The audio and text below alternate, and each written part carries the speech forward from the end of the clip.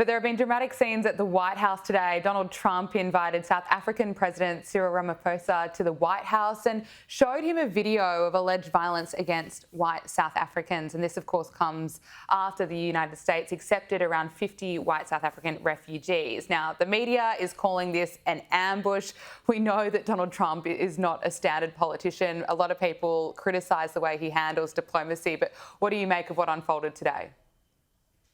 Well, this is exactly why people like Donald Trump, or at least half the country does, and it's for demonstrations exactly like this.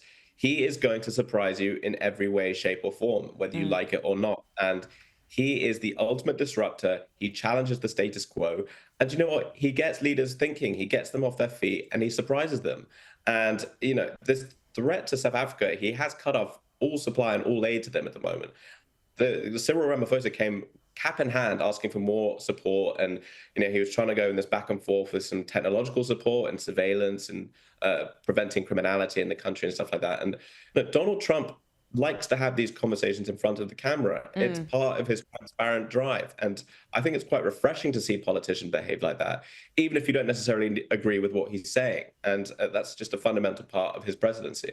Look, I agree with you. And he brought in evidence, he brought in the receipts, he brought in the video for everyone to see, and he's certainly good at highlighting certain issues. But Trump has also revealed that the United States will soon begin construction of a Golden Dome missile defence system that they say will be a game changer in protecting the American homeland. So, of course, this is a similar system to the Iron Dome in Israel, and it's expected to cost $175 billion. Trump says that he expects a major phase of the dome will be completed in less than 3 years. Let's take a listen. People that I would build a cutting-edge missile defense shield to protect our homeland from the threat of foreign missile attack. And that's what we're doing. Today I'm pleased to announce that we have officially selected an architecture for this state-of-the-art system that will deploy next-generation technologies across the land, sea, and space, including space-based sensors and interceptors. And Canada has called us, and they want to be a part of it. So we'll be talking to them. They want to have protection also. So as usual, we help Canada do the best we can. This design for the Golden Dome will integrate with our existing defense capabilities and should be fully operational before the end of my term. So we'll have it done in about 3 years. James, what's the reaction been to this over in the States? Well, I actually think this could be one of the defining achievements of his entire presidency, if he is able to pull this off. There's no question that this is a high-stakes gamble, and to try and replicate the Iron Dome over a country the size of Israel for something like the United States of America would be a colossal achievement. There's absolutely no question about that. What I like about this policy or this initiative is that it's very forward-facing, it's very future-facing.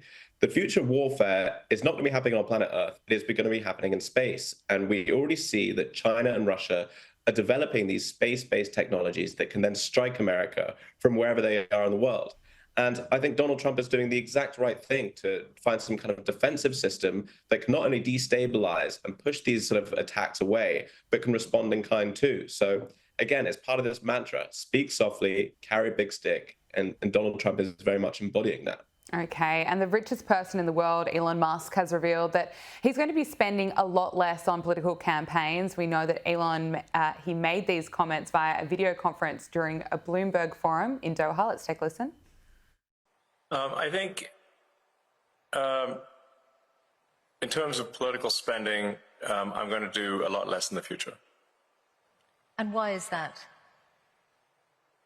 I think I've done enough. Is it because of blowback? Well, if I see a reason to do political spending in the future, I will do it.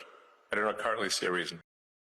Elon Musk donated more than $250 million to Trump's campaign, and his comments come after all the work he's done establishing and leading Doge, which, although it hasn't reached its financial target yet, it has slashed $160 billion in federal spending. What do you make of Elon's comments? Is this a pretty big setback for the Republicans? No, I think Elon is going back to doing what he does best, and that's managing his 17 or 18 companies or whatever. I think this is the best application of his skill set. And what he accomplished, particularly in Donald Trump's campaign, where, as you mentioned, that sort of $250 million plus infusion into the campaign really swung those places like Pennsylvania and the like. And it was actually the novelty of some of these innovations that he was using during those campaigns really got the grassroots going. And so I really don't think you can underestimate Elon Musk's contribution to Donald Trump's election campaign success.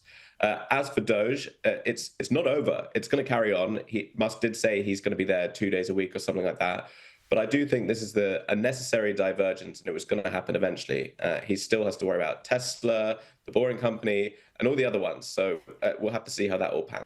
Yeah, it's phenomenal what's on his plate. Elon's also spoken about the legacy media and how it's been effective at making you believe things that simply aren't true. Let's listen to him. My question is more about your work at Doge, for example. Was that worth it? You know, to the extent you are now, Elon, you were a somewhat divisive figure 2 years ago, but now you really are. I mean, there are people who love you, but there are a lot of people who dislike you, some of whom were your customers. And I wonder, was it worth the undertaking at Doge and everything else that you've done and how outspoken you've been in terms of the things you believe in to antagonize so many potential buyers and or users of things like a robo-taxi? Well, I mean, unfortunately, what I've learned is that legacy media propaganda is very effective at making people believe things that aren't true. What would an example of that be? That I'm a Nazi, for example. Right. And how many legacy media publications, talk shows, whatever, try to claim that I was a Nazi because of some random hand gesture at a rally where all I said was that my heart goes out to you, and I was talking about space travel. I think his comments about the legacy media are absolutely valid. What do you make of it? Yeah, completely agree. But for anyone doubting Elon Musk for whatever reason, don't just take it from him. Take it from legacy media's very own Jake Tapper, who he himself said that, yes, the legacy media needs to ask itself some serious questions about why it was not covering the Biden second campaign in the same way that conservative media was, when there were clear signs of cognitive decline.